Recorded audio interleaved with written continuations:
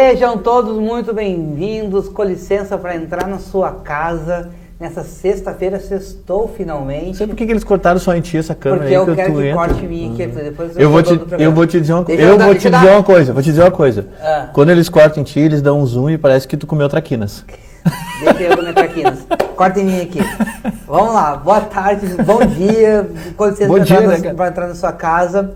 Nesse dia, nessa sexta-feira que repercutiu muito, botou Porto Alegre de volta no mapa das boas notícias, né? Sandro Dias bateu o recorde do CAF, 70 metros, entramos no Guinness Book, ninguém mais tira a gente. Já era, e tu fez um videozinho de skate ontem. Eu ando de skate, né? Boa tarde a todos. Tudo bem, eu ando de skate. E o mais legal é que eu ando de skate e tal, e aí, tipo, tu vê quem critica lá, que anda de skate, que me critica no meu Instagram, eu agradeço, vai lá, ajuda no engajamento. Mas aí eu sempre digo assim, cara, tu não é da filosofia do skate, porque geralmente o cara que anda de skate e entendeu a filosofia, ele vai te apoiar e vai te incentivar, não vai te criticar. É que a juventude, nós já fomos jovens, então a gente julga quem anda de skate velho, entendeu? E a Red Bull, ela fez justamente isso ontem. Ela mostrou que um cara de 50 anos, ele pode atingir metas inalcançáveis. Né? O Sandro Dias está de parabéns, hoje teve uma coletiva com ele, estamos tentando uma entrevista com ele aqui no Portal 24 Horas, mas é isso aí, cara, não tem idade, filosofia é um lifestyle. Deixa eu te dizer uma coisa, tu sabe que eu perdi a audição, né? Vão fazer 10 anos que eu perdi a audição. Ele já tá acostumado aqui do lado esquerdo. E geralmente a questão da audição, ela vem a questão do equilíbrio. Do labirinto. Então, cara, pra eu dropar aquelas rampas que tem lá no minha API, é uma puta superação. Desculpa o termo. A palavra não teve aberto. É uma baita superação, né? Então, tipo, mas tá tudo certo, tudo legal. Nosso convidado de hoje é um cara que eu queria muito que viesse aqui, Arthur, porque eu escutei uma entrevista dele e digo, será que ele é assim o tempo todo? Eu também. Mas eu respeito muito ele, é amigo de uma amigona minha, da Mariana Lescano. Seja muito bem-vindo, deputado federal Sanderson, aqui no Raio X. Muito obrigado pelo convite. Parabéns a vocês que estão revolucionando a comunicação de Porto Alegre e de todo o Rio Grande do Sul. Um espaço gigantesco que estava aberto, eles estão ocupando e com crédito, com idoneidade, parabéns. E o Raio X, o próprio nome diz, né? Entrar para conhecer as pessoas, enfim, aqueles que participam do cenário político, econômico, social da nossa capital.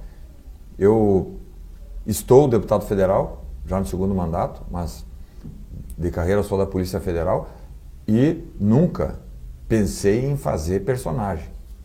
E jamais vou fazer. Eu sou eu, né?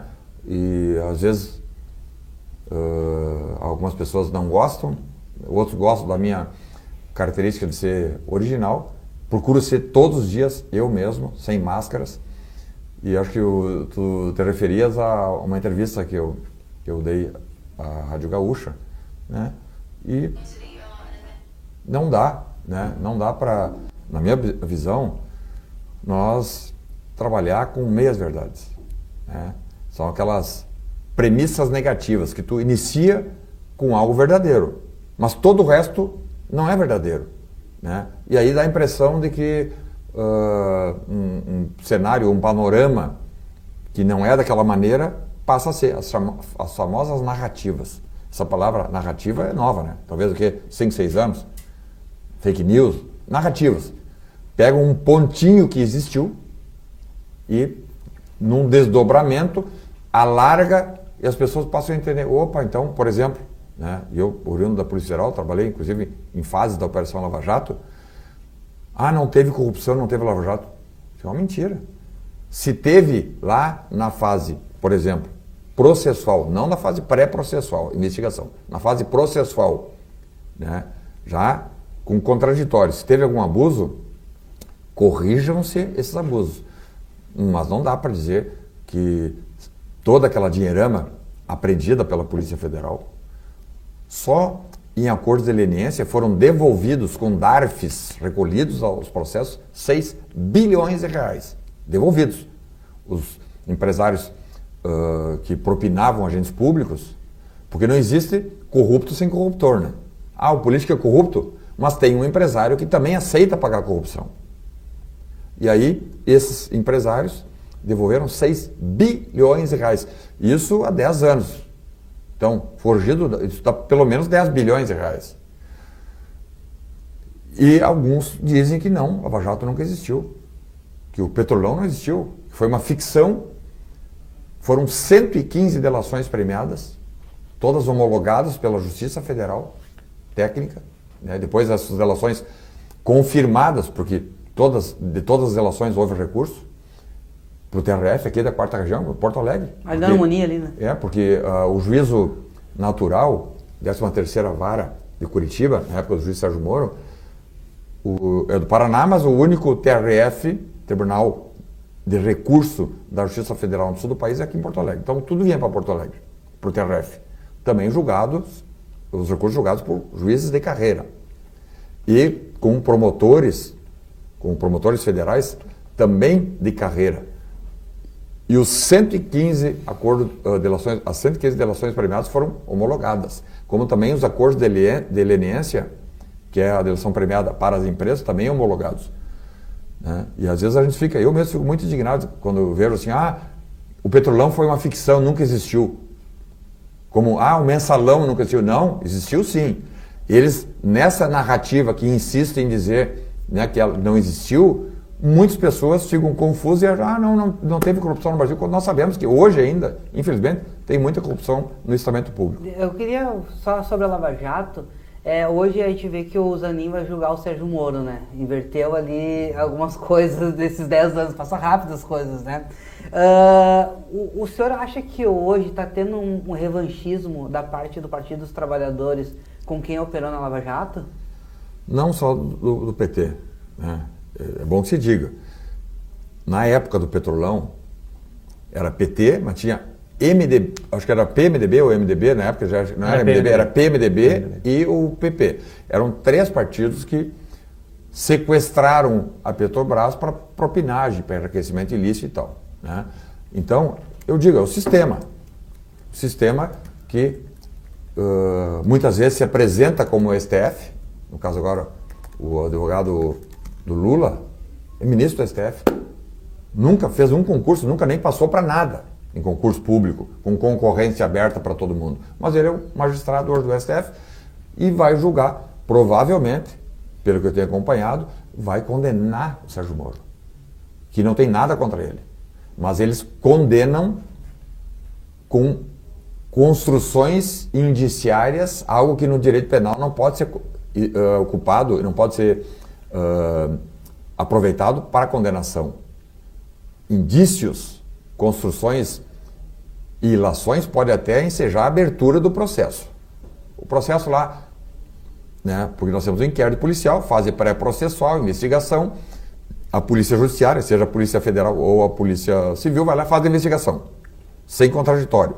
É o direito do Estado de fazer as suas investigações. E manda para o Ministério Público e oferece denúncia. E quando inicia o processo, na dúvida, pró-sociedade. Então, pode iniciar o processo com dúvida, não tem problema. Ali agora as partes vão apresentar razões, contra-razões. Agora, na fase de sentença, na dúvida pro réu. Isso é um axioma jurídico não utilizado no Brasil, no mundo inteiro. O direito penal brasileiro é cópia do direito penal alemão e isso lá para eles é algo rígido. Inicia com dúvida o processo, sem problema, mas na fase de sentença, na dúvida, absolve. Aqui no Brasil estão invertendo. Tendo dúvida, condena-se desde que o réu seja inimigo político. É o que aconteceu. Eu presenciei, tive os 3 dias lá dentro do STF. Eu acompanhei todos os votos.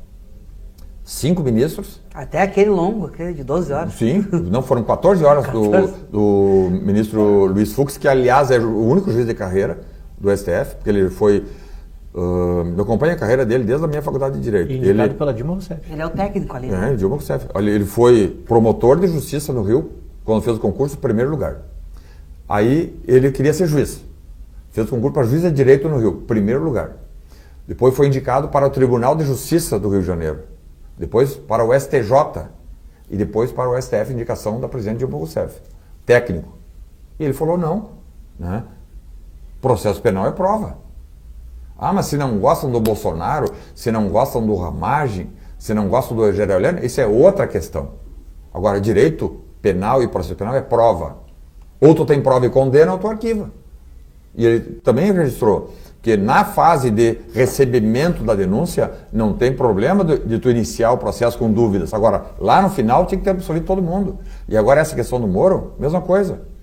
Eu já dei uma estudada nesse caso do Moro. Vai ser revanchismo, né? Na minha observação vai ser revanchismo. Se condenarem. E provavelmente vão condenar. Porque tem... Qual é o caso do Moro que eles estão julgando? Eles dizem que ainda enquanto juiz federal, abusos praticados na condução de ações penais que ele presidia. Né? Só que essas ações tinham a fiscalização do Ministério Público. É a mesma coisa que hoje acusa o Alexandre de Moraes de ter buscado, inquirido e condenado, né? Exato. É isso. É a mesma coisa que acusa o Alexandre de Moraes hoje. Mas ele não foi julgado, ele não foi chamado no CNJ, não foi fiscalizado por ninguém. Não, mas na época do processo tinha a fiscalização do Ministério Público de carreira. Não é que nem agora, o PGR é indicado por Lula. E o Lula, tem vídeos aqui, pode botar no Google. O Lula diz assim, ó, eu vou me vingar daqueles que me prenderam. Achem, botem no Google e vão achar o Lula dizendo, eu vim para me vingar. Então ele tem, o presidente da República hoje, e digo isso com dor no coração, porque imagina um povo, um país, uma nação, cujo presidente, em vez de governar, exala ódio. Que é isso que o Lula faz hoje. Ele diz, eu vou vir para me vingar. E quem é, na cabeça dele, o seu algoz? O Sérgio Moro. Só que o Sérgio Moro era juiz de carreira. Quem iniciou a operação foi a Polícia Federal, que encaminha para o Ministério Público encaminhou para o Ministério Público todas aquelas provas, mala de dinheiro. Eu participei de buscas que nós tínhamos a informação, e aí a polícia tem meios de investigação, para saber que lá em tal cômodo, na casa de tal sujeito, abram uma parede lá, uma reta que lá dentro está recheada de dinheiro. Mas essa é a minha dúvida. Essa é a minha dúvida. Como é que os caras... não precisa dizer como. Eu não posso revelar, porque é técnica de investigação mas que a Polícia Federal tem, que o FBI tem. Mas chega nesse nível, vira na esquina. Certinho, sim. Chega assim, olha, tal quarto de tal pessoa, tem uma parede que tem um quadro na frente, meta uma marreta ali, que ali tem um fundo falso com dinheiro. Eu fiz, a minha equipe, o nosso, bateu? Marreta, quebra, e aí tu tira quilos, porque nem dá para contar, quilos de dinheiro. Depois tem que levar para a Polícia Federal, né? A gente consegue, na época eu estava nativa ainda, né?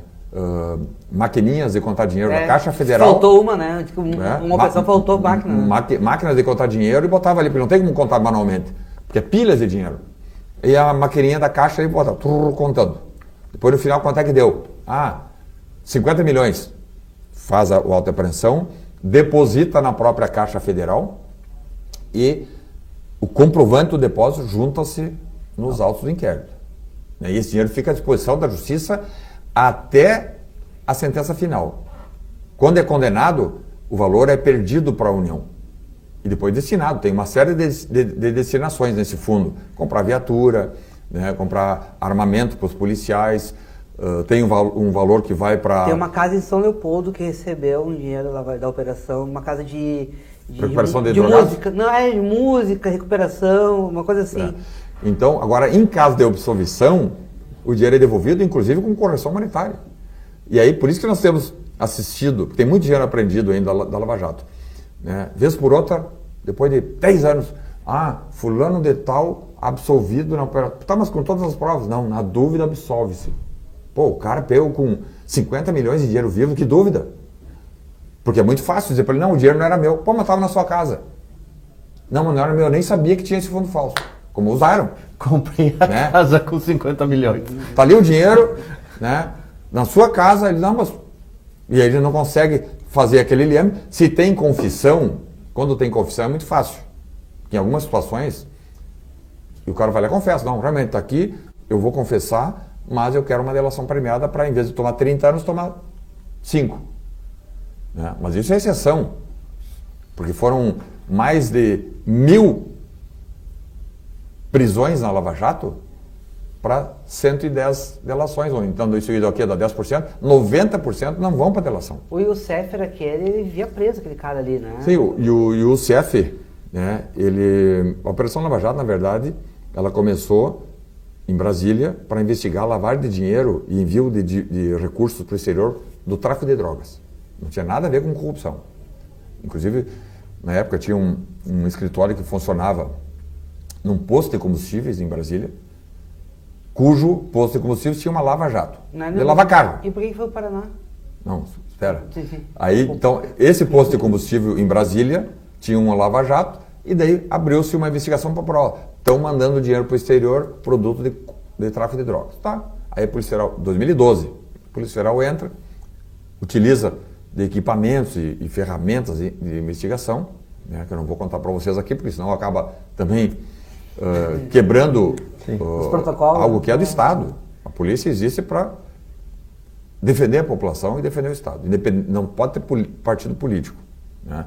A Polícia Federal, a Polícia Civil, no caso do Rio Grande do Sul, são órgãos de Estado. O governo que tenta sequestrar as polícias é um governo deletério, que está destruindo a sociedade. Né? E eu tenho olhado com maus olhos, inclusive, hoje o diretor-geral da PF, ele é alinhadíssimo político com o Lula. E não pode. Quem está numa função pública não pode ter vinculação político-partidária, como hoje o diretor-geral da PF tem, o da PRF também tem. Não pode ter. Tu quer ir para a política? Faz o seguinte, faz como eu fiz. Sai, se licencia, bota o teu nome a concorrer, a deputado federal, a senador, enfim. Se tu conseguir conquistar a confiança da população, tu vai para o Congresso. Aí sim tu vai fazer. Agora, nativa não pode fazer política.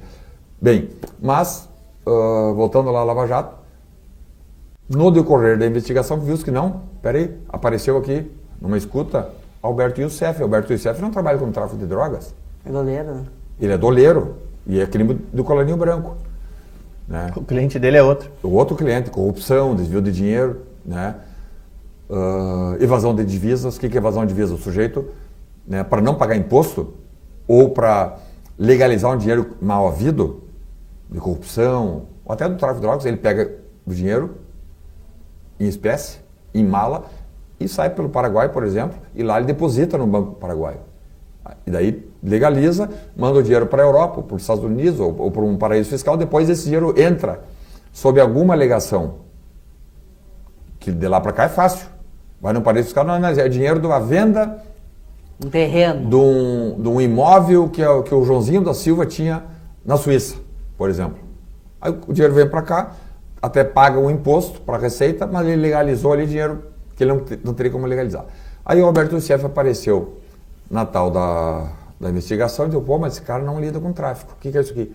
Aí foi fixada uma investigação em cima do Alberto Youssef e viu, o Alberto Youssef está lá no Paraná. Ele já tinha sido investigado no Banestado. Por isso que foi para o Em Paraná. 2004, no Banestado, uma operação grande também de evasão de divisas, cujo juiz, que estava iniciando uma carreira de juiz federal, era Sérgio Moro, em Foz do Iguaçu. O Moro tinha 2, 3 anos de juiz federal. E ali já se mostrou, não, cara correto, não tinha medo. E ele, na época, no Banestado, prendeu o Alberto Youssef, estava lá. Mas o Alberto Youssef já estava solto, 10 anos, 12, era 2004, 8 anos depois, né? 2012, 8 anos depois já estava solto. E aí que viu-se com a prisão do Alberto Youssef, ele falou, não, é dinheiro aqui, ali. Petrobras foi tomada por 3 partidos, cada um tem uma diretoria, abrem-se licitações fraudulentas, superfaturadas, uma boia, por exemplo, ou um equipamento para busca de novos postos que custa $1 milhão, eles avaliavam em $10 milhões, e quem é que vai contestar isso aí? Não tem como contestar, porque são empresas técnicas demais. Em vez de $1 milhão, $1 milhão sair por $10 milhões. E aí, essas 3 diretorias se encarregavam de distribuir para os seus parceiros. E assim foram desviados aí, algo que eu fosse corrigido hoje, daria algo em torno de R$100 bilhões. O senhor pensa em escrever um livro? R$100 bilhões. O senhor pensa em escrever um livro dessa operação que o senhor acompanhou? Sim, não, e não só isso. Quando eu saí da política, né, talvez até o ano que vem, porque já que eu aceitei um desafio para ir ao Senado, né, ou eu vou para o Senado ou eu saio da política, né, vou encerrar minha carreira na PF e cuidar da minha vida, mesmo sem mandato, vou procurar defender sempre o povo gaúcho e brasileiro. Mas ano que vem eu vou para o Senado ou eu estou fora. E aí eu quero escrever, já estou rascunhando, escrever um livro contando sobre Polícia Federal e sobre meus 8 anos na Câmara. Muita coisa para contar. Infelizmente, né, mesmo com redes sociais, que hoje possibilita-se uma fiscalização, né, porque isso aqui hoje é uma arma, né, fundamental. Algo que há 15 anos não tinha. Eu mesmo nunca seria deputado federal. Eu nunca seria deputado federal porque meu pai não foi político, nunca tinha sido nem filiado em partido político, fui direto à Câmara Federal. Né? O próprio presidente Bolsonaro, que nunca tinha sequer presidido alguma comissão na Câmara dos Deputados, com 25 anos de deputado, chegou por causa disso aqui. Né?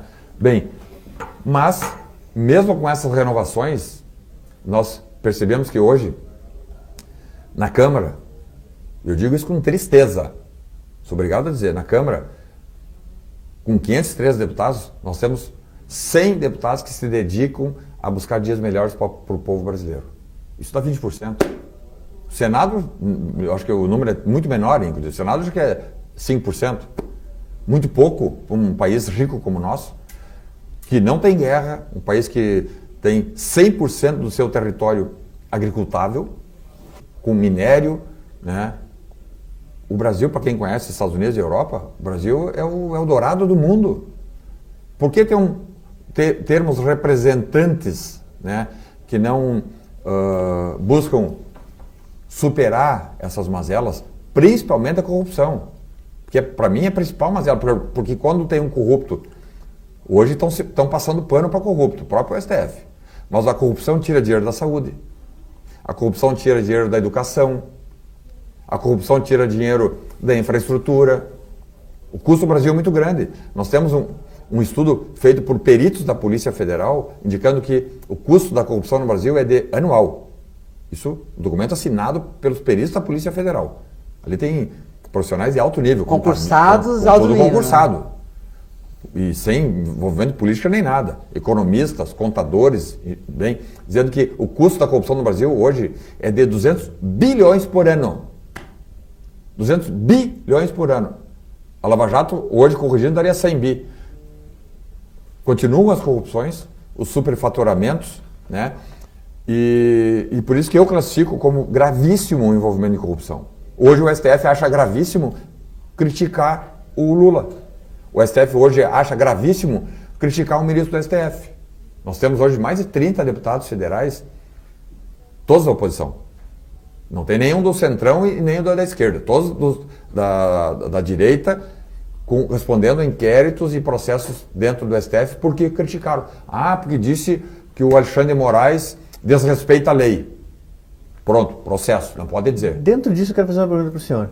Eu vi que o senhor deu uma declaração ao portal Metrópolis essa semana ou semana passada que me impactou.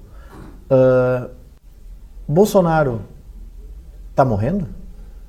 Eu tive com ele semana passada, quinta-feira, com ordem do STF, e fiquei lá por 3 horas conversando com um amigo Bolsonaro, não é nem o presidente. Ele é meu amigo, um homem que eu aprendi a admirar, corretíssimo.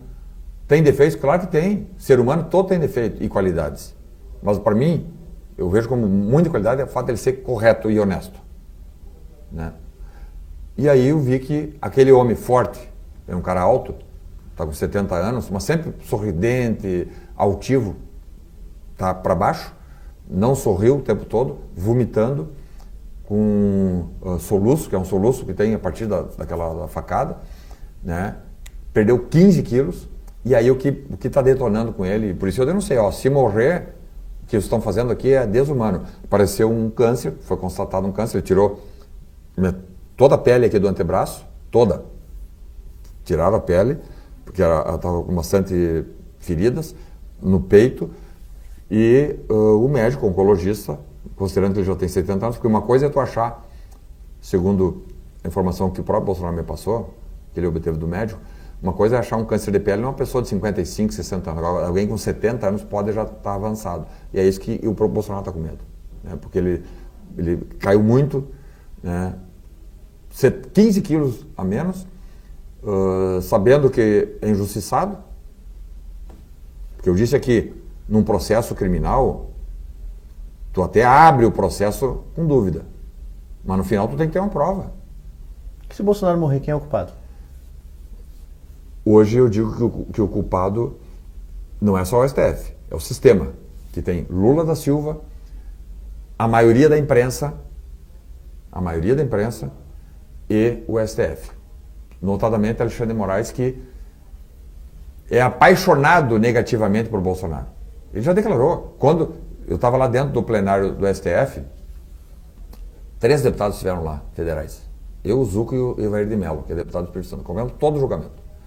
Até para nós sermos testemunhas oculares. Né? Os votos dos ministros eram votos como o da Camilúcia, claudicantes. O que é isso? Votos inseguros. Quer dizer, pois é, né? Se ele fizesse isso, então chega um momento que a Camilúcia diz assim, eu vou acompanhar o relator. Ela não sabia mais o que dizer. Eu vou acompanhar o relator, que é o Alexandre de Moraes, né? E depois nós vemos a dosimetria. Isso aí não é voto de um juiz condenando um presidente da República, 4 generais do Exército, 2 delegados federais, que é o Ramagem e o Anderson Torres. Né? Então, se Bolsonaro morrer, ele terá sido assassinado. 4 anos sendo perseguido, eu era vice-líder do governo, 4 anos, com pandemia. Ele já está 3 anos fora, não há um dia que ele não seja sujeito de ataques. Agora, Flávio Dino reabriu uma outra ação penal, dizendo que ele foi o responsável pela tragédia da Covid-19, porque não comprou vacinas. Eu estava lá, dezembro, senhores, raio-x, aqui é o raio-x para nós entrar dentro do... dezembro de 2020, os Estados Unidos começou a vacinar. Eles têm 4 laboratórios lá. O Brasil não tem nada. Janeiro de 21, o Brasil também começou a vacinar com as vacinas que o Brasil comprou. Como é que nós vamos dizer assim, não deu um mês de diferença? Então, um país gigante como o nosso, né, tem que mandar vacina do Chuí ao Oiapoque, comprar. Né? Outros países também queriam. E aí dizer que o Bolsonaro é culpado até por causa dessas questões das vacinas, e abriram um processo criminal, dizendo que vamos que ele não fosse culpado nessa questão do golpe que não teve, ele seria condenado também pela questão das vacinas.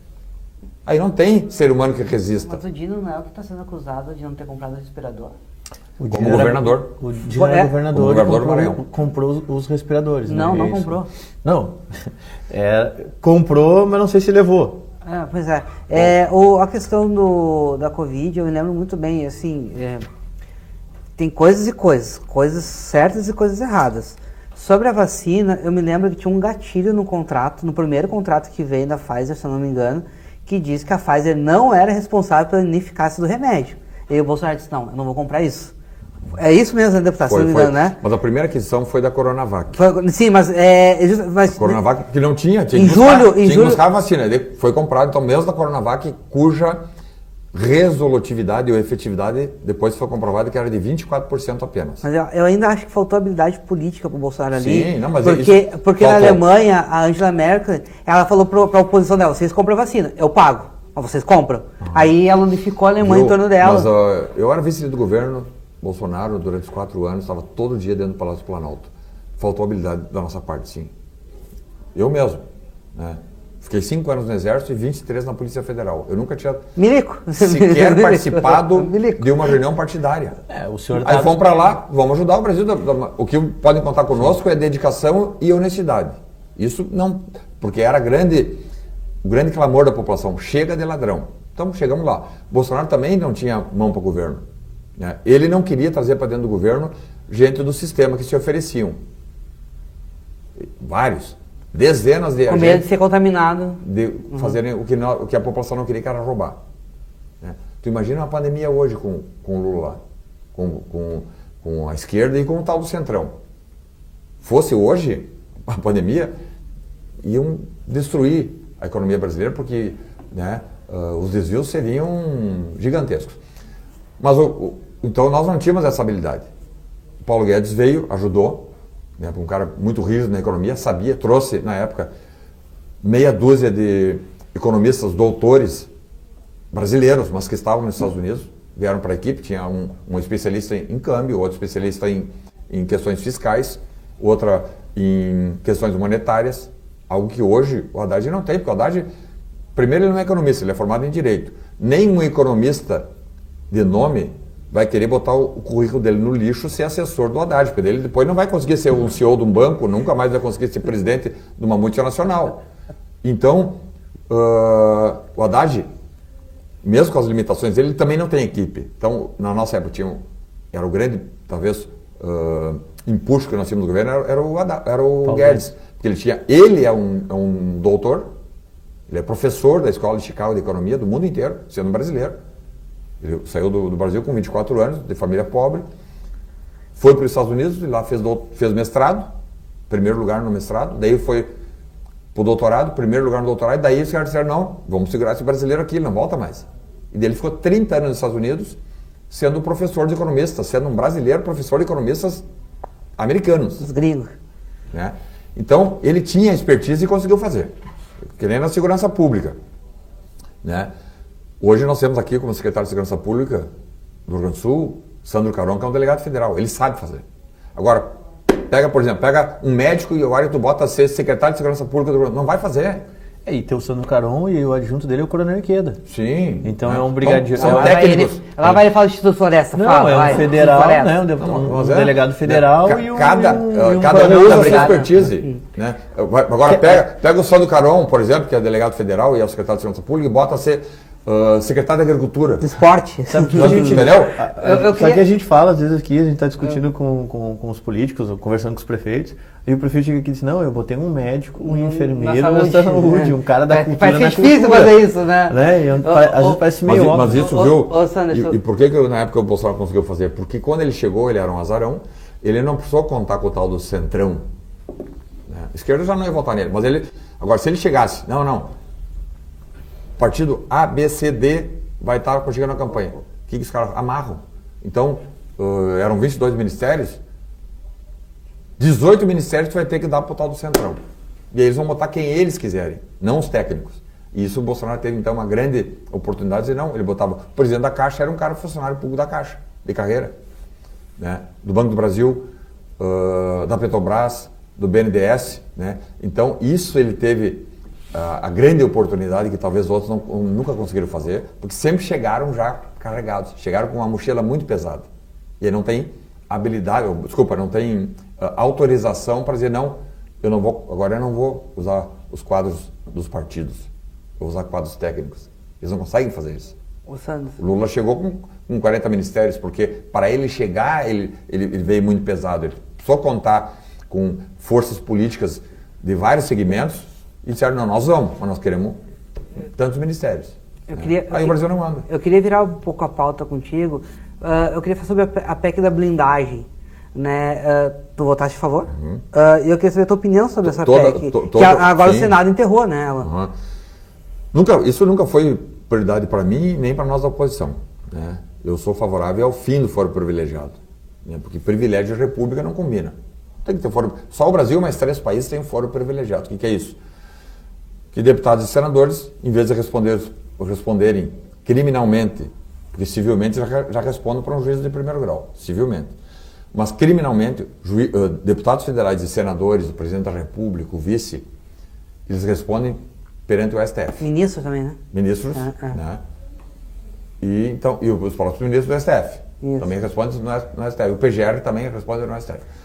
Então, eu, nesses meus 7 anos lá na Câmara, já apresentei 12. É só entrar na árvore do processo, está lá. Não estou cascateando aqui. Eu já apresentei 12 requerimentos de urgência pedindo que o fim do foro privilegiado seja votado. Já passou no Senado, na Câmara já passou na CCJ e numa comissão especial. Tem que votar, acabar com o foro privilegiado, para que qualquer deputado, senador, enfim, agente político seja julgado por um juiz de primeiro grau. É assim na Europa toda, é assim nos Estados Unidos, e aqui no Brasil não. Aí apareceu uma proposta dos partidos do centro, dizendo, não, nós queremos apoiar a anistia, mas vocês têm que apoiar a história das prerrogativas. Né? Aí negócio. Negócio. Prerrogativa. Aí eu analisei e outros deputados, não, isso aqui para nós não interessa. Porque, inclusive, eles queriam alijar, isso é importante o nosso assistente aqui que está acompanhando a entrevista saber. Inicialmente queriam que as investigações, ou seja, na fase pré-processual, os inquéritos também fossem submetidos à autorização do Congresso. Aí eu falei, não, aí não. Né? Porque se o Estado não pode investigar as pessoas, acabou. Aí sim daria espaço para bandidagem dentro do Congresso. Daí eles tiraram isso e o que ficou? Que para levar adiante uma ação penal no STF contra um deputado ou um senador, teria que ter autorização do Congresso, de 2/3. Né? Mesmo assim, essa matéria não era a prioridade nossa. Eu estou num bloco, são os 100 deputados na oposição, né? Fui voto vencido, como por exemplo o Zuc também foi voto vencido, mas nós temos um bloco. Esse bloco, ele ganha e perde. Né? Eu não podia dizer assim, não, né? Vai todo mundo, mas eu vou votar diferente, porque não tinha como fazer isso. E o argumento utilizado aí, não pelo centro, o argumento utilizado pelos deputados da direita era de que apenas os deputados federais hoje da direita estão sendo perseguidos pelo STF. Não tem um corrupto preso. Não tem um corrupto preso. Inclusive agora apareceu aí como salvador da pátria Aécio Neves, Temer. E o Michel Temer botaram o cara para ser o relator da anistia, parece até um achaque, um vilipêndio. Paulinho da Força. Eu nunca vi esse sujeito dentro da Câmara. Estou lá 2 mandatos. Eu nunca vi o Paulinho da Força dentro da Câmara. Nem nas comissões, nem no plenário. Eu conheço ele da mídia. Da TV. Quando ele foi condenado lá em 2020 por corrupção a 10 anos de reclusão e perda do mandato. Quem é que salvou ele? O STF. Aí botam justamente o Paulinho da Força para ser o relator da anistia. Isso deu prova para nós. Realmente nós temos que frear o STF. Se o STF fosse técnico, nós não precisaríamos estar tentando nos proteger das perseguições. Lá tem o Marcel Varrata está respondendo. Está suspenso, né? Gayer está suspenso. Gayer está respondendo. Ramagem respondendo. Gayer respondendo. Nicolas respondendo. E tu vai ver o que? Roubaram? Não. Ah, mas disseram que o Alexandre de Moraes é abusador. E aí, se um deputado federal, dentro do plenário, não estou falando numa entrevista, dentro do plenário, não tem imunidade para falar o que ele pensa, então acabou. Né? E isso a população, de modo geral, não compreendeu. Né? Para nós foi até bom que o Senado tenha arquivado. Eu vou voltar a insistir para que acabe-se o foro privilegiado. Aí vai acabar também essa pressão e essas ações não republicanas de ministros do STF que vão lá. Ah, fulano, tu quer votar qualquer coisa aqui? Tá, tu tem envolvimento em corrupção, então eu vou pegar teu processo que está lá embaixo e vou botar aqui em cima para tu ser julgado. Ou vou te absolver se tu for parceiro, como fizeram com o Paulinho da Força. Absolveram o Paulinho da Força, tendo sido condenado a 10 anos de reclusão por roubo no BNDES. Quem que absolveu? A STF, Alexandre de Moraes. Aécio Neves, que veio agora, viram que o Aécio Neves surgiu do nada. Estava de tornozeleira até pouco tempo, né? Outro que eu vou dizer aqui, ó. Em 2 mandatos eu vi o Aécio Neves dentro da Câmara acho que umas 2 vezes. Ele não vai lá. Ele só está ali pelo foro privilegiado. Aí aparece lá, Aécio Neves, agora não, eu sou a favor, né, da dosimetria, sou contra a anistia. Porque ele foi absolvido no STF, quem foi que pediu... A culpa é de quem vota, deputado. A Mas culpa é de quem vota. Sabe quem é que levantou essa capivara do Aécio Neves para ele ser absolvido? Que pediu o voto de preferência no STF? Sabe quem é que levantou isso? Gilmar Mendes. Ele que salvou o Aécio Neves. Como Alexandre de Moraes salvou Paulinho da Força. Isso deixa muito claro para nós que o STF hoje, nessa configuração, só existe para proteger corrupto, para proteger quem é aliado da esquerda e para perseguir os da direita. Eu tive 3 representações contra mim no STF. Né? 2 foram arquivadas, a uma ainda está pendente de arquivamento. Está lá. Uma, quando lá no 8 de janeiro eu dei uma entrevista, com Metrópolis inclusive, dizendo que o Alexandre de Moraes era um abusador, porque ele não podia ter prendido as pessoas em flagrante no 9 de janeiro. Porque não estava em situação flagrancial. 8 tudo bem. O flagrante seria no dia 8. Exato. Isso. 8 tudo bem. Agora no dia 9 de janeiro, foram 1.300 pessoas presas, todas as prisões são ilegais e por isso ele era um abusador. Processo. Na época, o PGR ainda era o Aras, ele falou, não, o deputado está agindo como um representante popular, tem imunidade e arquive-se. Né? Outra, quando eu critiquei, né, a recepção do Lula feita a Nicolás Maduro, um narco-ditador, cujo governo norte-americano, a justiça norte-americana já impôs condenações a ele, e aí sim o governo estabeleceu uma recompensa de 50 milhões de dólares para quem prender Nicolás Maduro. Aí o Lula vai lá e recebe Nicolás Maduro. Nicolás Maduro, nos últimos 6 anos, nunca saiu da Venezuela. Porque se ele for na Bolívia, prende ele. Se ele for na Europa, prende. Se ele for na Argentina, nos Estados Unidos. Onde é que o Nicolás Maduro foi em 6 anos? No Brasil. E eu me lembro que na eleição ainda, a própria Justiça Eleitoral, o TSE, disse, não, vocês estão proibidos de relacionar o Lula ao Nicolás Maduro. Porque isso não é verdade, ele não tem parceria nenhuma com o Nicolás Maduro. Em abril de 23, o Lula vai lá e recebe com pompa e circunstâncias, humilhando inclusive, isso eu acho uma humilhação, humilhou os militares a perfilarem e fazer continência para um narco-ditador, que era um motorista de ônibus, nenhum demérito ao motorista, mas hoje é um dos caras mais ricos do mundo, o Nicolás Maduro. Ele é bilionário da onde? Igual o Lula. Eu estava num debate esses dias lá na Câmara, com uma deputada federal do PT do Paraná, nova, né? Deve ter uns 30 anos, né? E ela dizendo que o Bolsonaro era corrupto e o Lula é honesto, que nunca existiu petrolão nem nada. Digo, então tá, né? O Lula é de família pobre. Ele era operário, proletário, enfim. De onde é que o Lula é rico? Eu perguntei para ela, por que o Lula é rico então? Me explica, se tu me convencer que o Lula tem origem da fortuna dele, ele é rico, milionário, eu mudo meu posicionamento. Ela, não, mas ele foi presidente da República 2 vezes. Né? Digo, pô, o presidente é funcionário público, ele ganha hoje que seja 20 mil líquidos, tem que sustentar a família e tal, como é que ele vai ter todo esse patrimônio que ele tem? Né? Diz ela, mas quando ele deixou de ser presidente, ele fazia palestras e cobrava 1,5 milhão cada palestra. Eu digo, tá, me mostra uma foto ou um vídeo de alguma palestra que ele tenha feito. Aí ela se indignou, não, mas não interessa, ele é o pai dos pobres, ele é o nosso líder, e vocês são fascistas, nazistas, e o teu presidente é corrupto. Entendeu?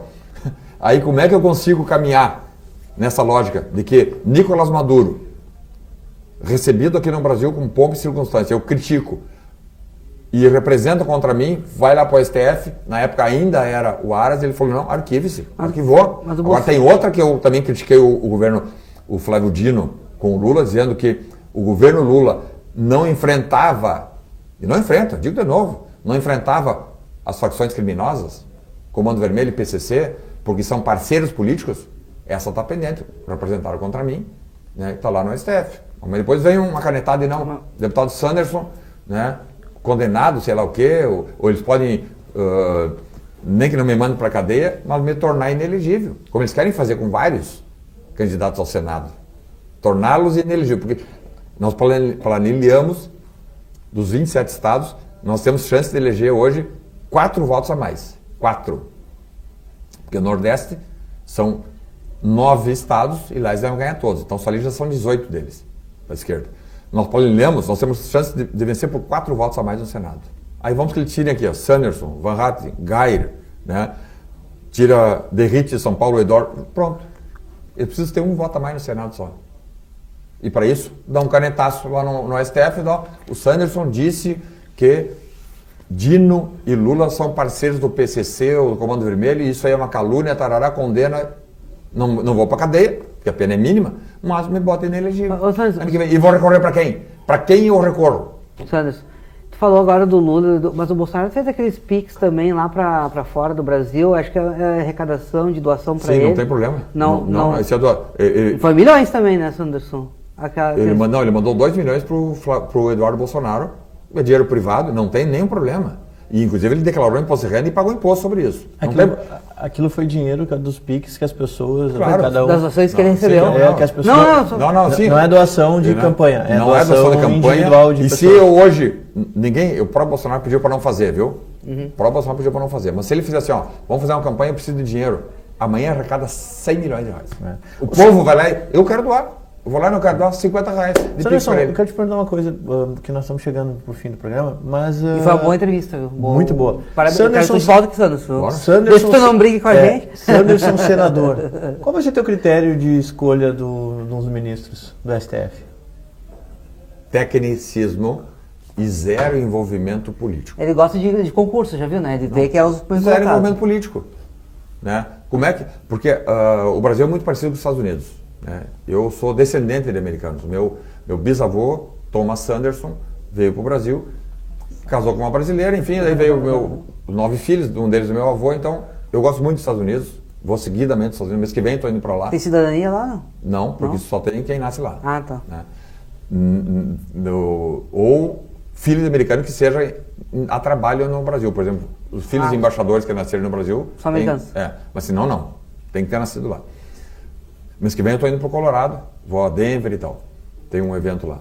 Vou muito aos Estados Unidos. Bem, mas lá, como aqui, também os ministros do STF são escolhidos pelo Senado, indicados pelo presidente e sabatinados pelo Senado. Né? Só que lá a sabatina é verdadeira. Ministros chegam a ficar uma semana sendo sabatinados. E são sabatinados sobre questões técnicas. Não tem nenhum ministro do STF dos Estados Unidos envolvido com política, nem com corrupção. Suas esposas não têm escritório de advocacia para carrear ações absurdas que nós temos percebido ali. Viu agora Alexandre de Moraes, juiz do STF, beleza, ganha quanto? 25 mil líquido. Como é que ele vai lá e compra um apartamento agora de 12 milhões de reais? Não, 23 milhões de reais. 12 milhões de dólares, 10 milhões de dólares. Ah, mas a esposa dele é advogada. Nunca se viu falar dessa mulher. Não tem uma obra publicada. Como é que essa senhora, né, se transformou numa super advogada que todas as ações têm que entrar pelo escritório dela? Mas pera, por favor, só não vê quem não quer. Não precisa desenhar, né, para entender o que eu estou falando. E assim é a mesma coisa com os outros ministros. Os caras se matam para chegar no STF para quê? Para ganhar 20 mil líquidos por mês? Claro que não. Grande negócio. E isso nos Estados Unidos não tem. Então lá a indicação, juristas que não tenham nenhuma participação em envolvimento político ou ideológica. E aí nunca se viu falar da Suprema Corte Americana intervir na política americana. Eles não dão nem entrevistas, né? Não. Eles não antecipam nem voto. rede social eles têm. E não são toda hora demandados que eles são Bem, então, chegando no Senado, né, se tiver essa grande oportunidade, é fazer com que todos os indicados para agências reguladoras, que passam sabatinados pelo Senado, para ministro do STF, tenham um critério técnico a ser atendido. Não é isso que está aí. Né? O cara, quando vai ser sabatinado lá no Senado hoje, são 81 senadores, 3 ou 4 fazem perguntas, o resto sabe o que fazem? Discursos bajulando. Discursos elogiando. Ah, o senhor não sei o quê. Aí criam-se essas nútrias que nós temos visto lá, essas barbaridades, né? Ministro que, sendo um funcionário público, é rico. Um deles é o Gilmar Mendes. Quer ser empresário do mundo jurídico? Não tem problema, tu não pode ser juiz. Sai da magistratura e vai botar teus institutos, vai ganhar dinheiro, não tem problema. Mas não sendo juiz, porque quando tu opta por uma carreira da magistratura, ou do Ministério Público, ou mesmo policial, tu sabe, ó, eu vou ter uma segurança, mas por outro lado eu não vou enriquecer. Não posso ser. Se for rico, é ladrão. Isso dá para sentenciar. Juiz, promotor, policial, que é rico na sua função e não recebeu herança, não é de família rica, e é rico, é ladrão. É corrupto. Não tem como tu escapar disso. A gente vê assim, ministro do não sei da onde lá, do STJ, né, que vive como rico. Óbvio que isso é corrupção. A PF fez uma investigação agora no Mato Grosso, estão acompanhando, e desnudou ali, ó, os caras vendendo sentença. Desembargadores vendendo sentença. Caiu para o STF, o que vai acontecer? Uma hora que vá. Não vai acontecer nada contra eles. O Sanderson tem que vir para um debate. Vai ter formato de debate, tá? Eu quero agradecer muito a tua presença, dizer que tu foi um cara super do bem, até estava receoso, porque eu vi aquela entrevista, fiquei nervoso. Deixa o recado final, Sanderson, porque a gente tem encerrado o programa. Parabéns, vocês são 2 jovens com um grande futuro pela frente, né? E ontem eu estive no Barra Shop, num evento dos proprietários de postos de combustíveis de todo o sul do Brasil, e depois, no final, teve uma palestra do Caio Coppola. Ele é jovem que nem vocês. Guri, deve ter uns 32, 33 anos. Né? E ele falou, eu não sou político, sou analista, né? Tenho participação em debates, enfim, não sou político e nunca vou ser. Mas eu tenho a minha visão, eu estudo o cenário americano, europeu, da América do Sul, e o raio-x, aqui, ó, o raio-x que eu passo é esse, assim, assim, assim, assim, assim. Todos que saíram dela ontem, alguns que acham que o atual governo é bom, disseram, pô, realmente ele tem razão. Né? Não dá para nós aceitar o que está acontecendo no Brasil, com metade da população quase recebendo Bolsa Família. E aí, os proprietários de supermercados, de postos de combustível, de farmácia, enfim, não tem mão de obra. Não existe mão de obra no Brasil. Isso, se falar com 10 empresários, os 10 vão dizer, não tem mão de obra no Brasil. Porque Bolsa Família, de 2004 para cá, passou de 2004, desculpa, Bolsa Família de 2019 a 24, Bolsa Família passou de 30 para 180 bilhões por ano. Aí tem pé de meia. Cada aluno recebe, né? Desculpa me empolgar aqui. Mas vamos voltar. Mas pé de meia. Cada aluno recebe para estudar R$1.000 por ano. Né? Aí tem o tal do gás do povo agora. Mais energia, não sei o que 60... Um governo populista que vai ter pelo menos metade da população cativa na mão deles. Podem ser ladrão, corrupto, fazer o que quiser. Não, eu vou apoiar quem me sustenta. E não é assim que nós construímos uma nação pujante e desenvolvida. Nós temos que fazer o contrário. Né? Gerar riqueza, fazer com que os nossos filhos se formem e fiquem aqui. Não precisem ir para os Estados Unidos, ou para a Europa, ou até para a Argentina. Eu conheço filhos de amigos meus que estão indo para a Argentina e para o Paraguai trabalhar como engenheiros agrônomos. Porque lá o mercado é muito melhor que o do Brasil. Eu queria deixar um beijo para a Aline Araújo, né? A Aline do Zuco vai participar dessa campanha, ela mandou aqui para mim me manda um beijo, porque ela é muito fã do programa e fã do senhor também. Obrigado, né? Aline, um beijão, minha querida amiga Aline. Parabéns a vocês, viu? Contem comigo sempre. Valeu. Obrigado. Nosso programa reprisa hoje às 11 horas da noite. E o Sanderson volta para alguns debates aqui. E o Sanderson vai ter que voltar. O Sanderson vai ter que voltar para alguns debates. Agradecer ao Galberto pela persistência para trazer o Sanderson. É porque, graças a Deus, a nossa agenda aqui está bem concorrida, a gente está bem prestigiada. A gente fica feliz também pela sua presença e pelo seu prestígio também, porque, afinal de contas, se o senhor tem mandato, é porque o povo lhe conferiu uma responsabilidade. Mais tarde, Ronda Popular a partir das 20 horas. Voltamos na segunda-feira com mais Raio X.